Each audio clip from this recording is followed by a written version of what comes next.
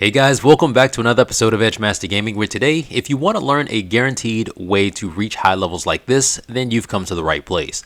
Today, I'm going to really dive in and go over what I found to be the best proven methods for leveling up in this game.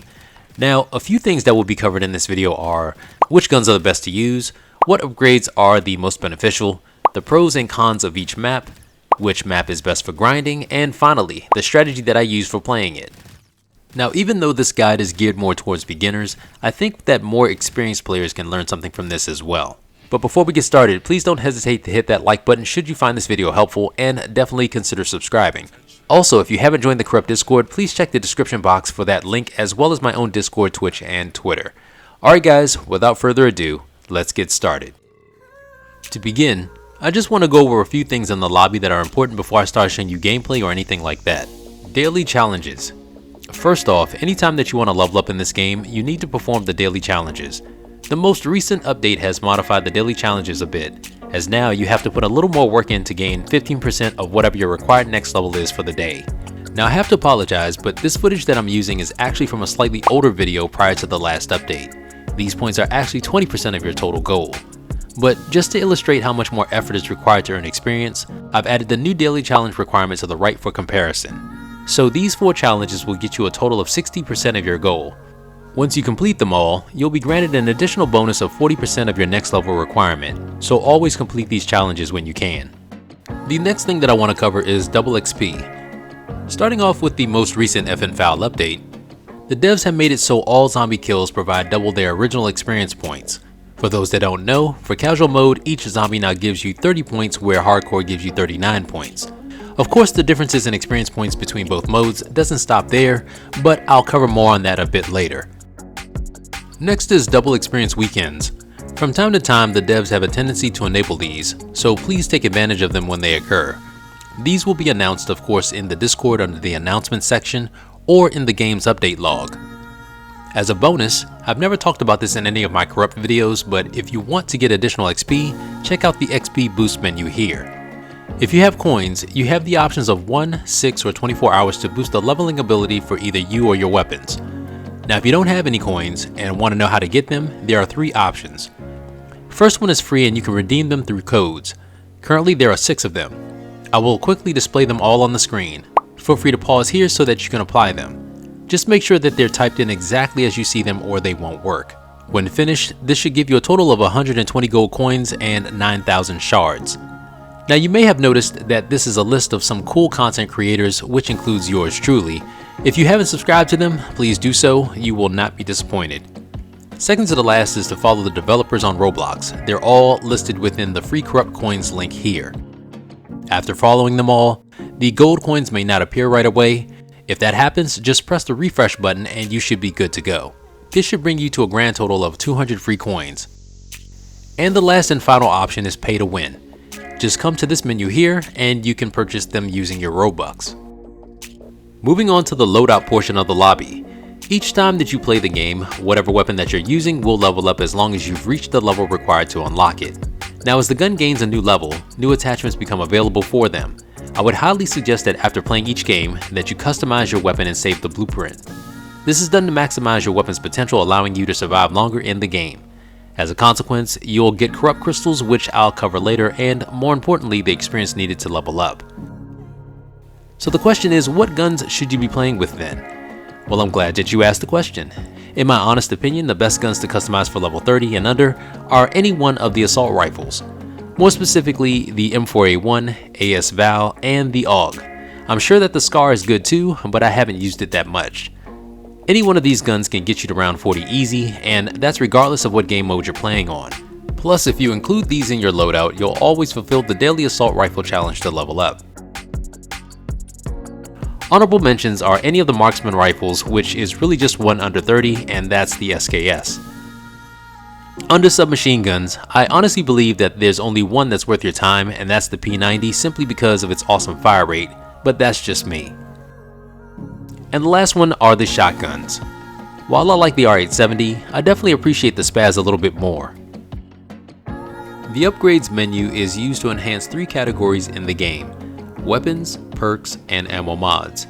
And before I can make recommendations as to which are the best to upgrade, I want to go over Korrupt crystals. Under each category, there are different lines that can be upgraded using the crystals that are earned from playing the game. Each line has 5 levels. Levels 1 and 2 are upgraded using raw crystals, levels 3 and 4 are upgraded using refined crystals, and the last and final level 5 is upgraded using pristine crystals. This is the case for every single line under every category with the exception of one, and that is the double tap line. Levels 1 and 2 requires 2 and 3 raw, level 3 requires 5 pristine, and levels 4 and 5 require 21 refined. So to max out every line would require 62 raw, 113 refined, and 62 pristine crystals. Now the question is, how do you get these crystals? Well, that's easy. You earn crystals by surviving every 10th round in the game. This is regardless of playing casual or hardcore. Completing round 10 gives you 1 raw crystal. Completing rounds 20 and 30 gives you 1 raw and 1 refined crystal each.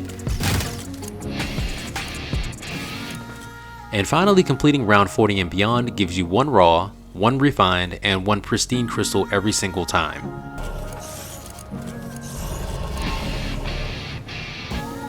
Now that I've covered that, let's get to the recommendations. So the secret is to invest in the ones that will be the most beneficial to you at the time. For instance, under weapons, I only upgraded the assault rifles, marksman rifles, shotguns, and sniper lines because those are the guns that I like playing with. Next up is perks. I believe you should get all the upgrades that you can unless you play solo like myself. Like, what would be the purpose of getting the medic upgrade? I'm not going to be reviving anyone anytime soon, so I'd rather spend those crystals on something else. And finally, there's ammo mods. Again, you should get them all. However, in my honest opinion, the ice shards for the cryo freeze isn't worth it anymore, now that there's a cap every time that it's activated. So just like the medic, I figured that I can put those crystals to good use elsewhere. Anyway, that covers the upgrades, so let's quickly discuss the different game modes. Casual or hardcore? That is the question. Listed here is the benefits of playing on each. Now, although it states that you can get 30% more experience from playing on hardcore, I recommend that you all play on casual for a little while first. And the reason is, the one major benefit for casual that's not listed here is that you get to survive longer. As a consequence, this allows you to gain more crystals, maxing out whatever line you're working on. So, max out whatever upgrades you can before you play hardcore, then you should be good to go. Quick sidebar, you get experience for not only killing zombies, but also rebuilding barricades and using the mystery box. So keep that in mind when playing to maximize the amount of experience you can gain as well. So currently there are 3 maps. You have 5, Nacht Der Untoten, and the Undead Tower. Each map has their own pros and cons, which I'll be sharing with you all in a moment. But overall, when it comes to grinding and leveling up, what gives you the most bang for your buck is Nacht, and let me tell you why. First, let's talk about 5. This map has 3 floors, all of which that can be accessed by either elevators or teleporters. What's great and unique about this map is the Pentagon Thief, also known as Mr. Yuri Zavoyski, who comes after you every 5 to 7 rounds trying to steal your weapon. Each time that you kill him, you gain 400 points in experience on hardcore and you automatically go to the next round. This, ladies and gentlemen, allows for faster round pacing. Second is that he also provides you with 2 power-ups, a max ammo and a bonfire sail. This item not only guarantees that you get to go to the pack room without activating the DEFCON panels, it also gives you a major discount on the first weapon that is packed from your loadout. Weapon upgraded. Prepare for a taste of true firepower. Now the issues with this map are that even though you get faster round pacing, at higher rounds you can't maintain this, and the reason why is that your best weapon will start becoming less effective in the higher rounds.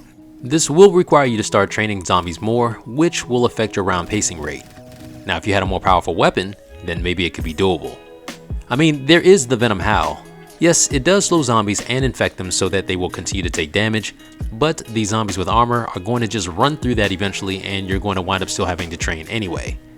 And the final option, which is the best and fastest way to kill zombies on this map, is to simply just use the electric trap upstairs on the first floor. Sadly, however, doing this doesn't give you any experience. Next map is the Undead Tower. This map hosts 23 different floors of difficulty. In order to advance to each floor, it requires you to purchase a barrier that costs between 1,500 to 5,000 points, depending on what floor you're on. The best things about this map is that all of the zombies are in close proximity to you and you can kill them all while you're on a different floor. Which is funny because that's exactly why it's also the worst thing about this map. If you're not careful, you can become trapped on a floor and have no way to escape. The only ways to avoid being knocked are to slide past different zombies if they get too close, jump down to a different floor, and depending on how far you jump, you may need the flopper perk. Out of ammo. I guess I'll have to finish this the old-fashioned way. And finally, if you make it far enough, you're able to use the teleporter.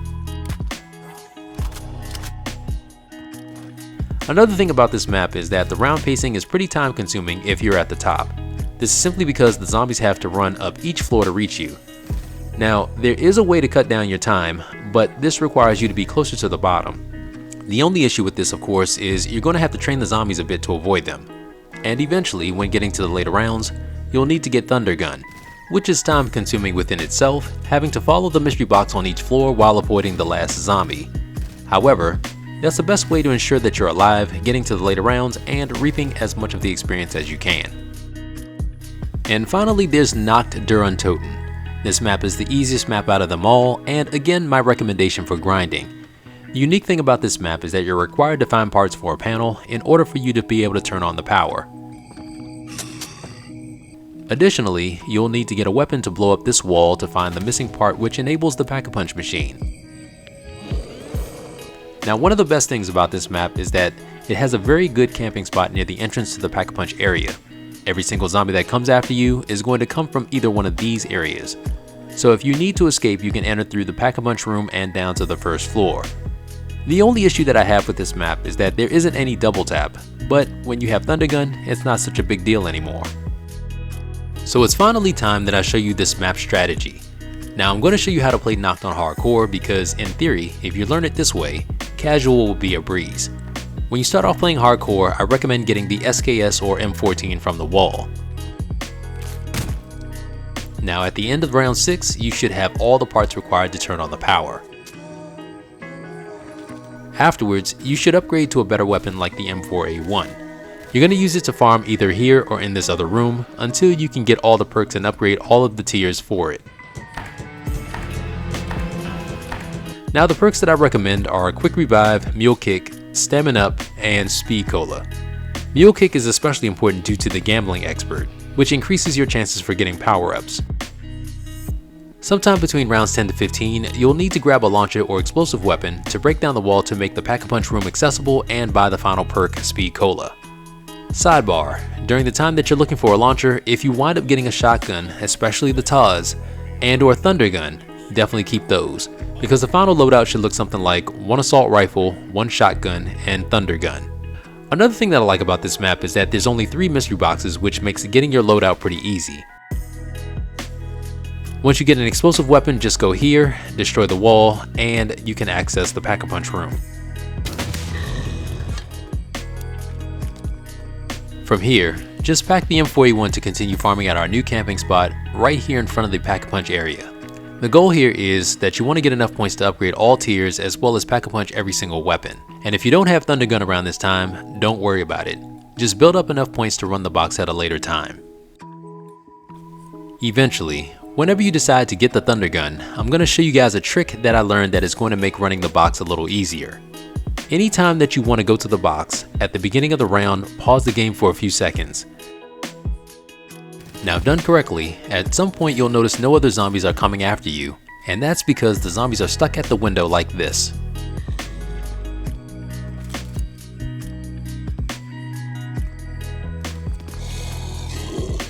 Now, you're free to go to the box without being harassed by any of the zombies. You're also able to use this trick to wait for the cooldown to be over for the Pack-a-Punch machine as well. Pretty cool, right? When you're done, just go and kill the zombies that are left so that you can complete the round and go back to the camping spot. By the way, getting the zombie stuck in this manner works on the 5 map as well.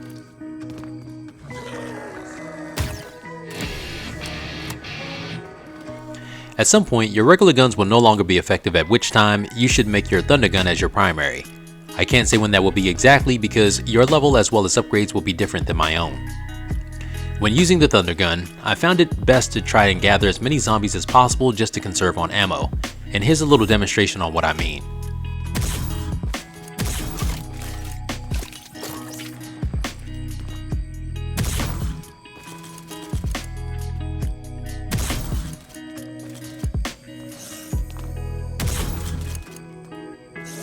Well, that pretty much covers the core of this strategy. Now, there are some situations that you may encounter that I want to address just to ensure that you're prepared for them. Number 1. When running out of ammo with your last few shots, just follow this path downstairs to grab some. You may encounter some resistance, which is what the last few shots are for. Then head back to the camping spot.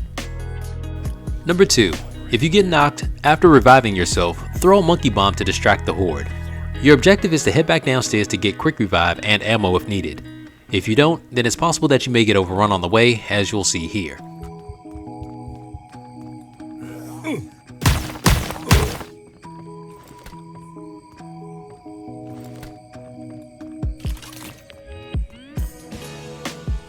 And of course, head back to the camping spot when you're done. Now, if you just happen to run out of revives, make sure you pick up Juggernog instead. Lastly, and this may go without saying, but when you get an Instakill, please switch to any fully or semi-automatic weapon so you don't waste any thunder gun ammo.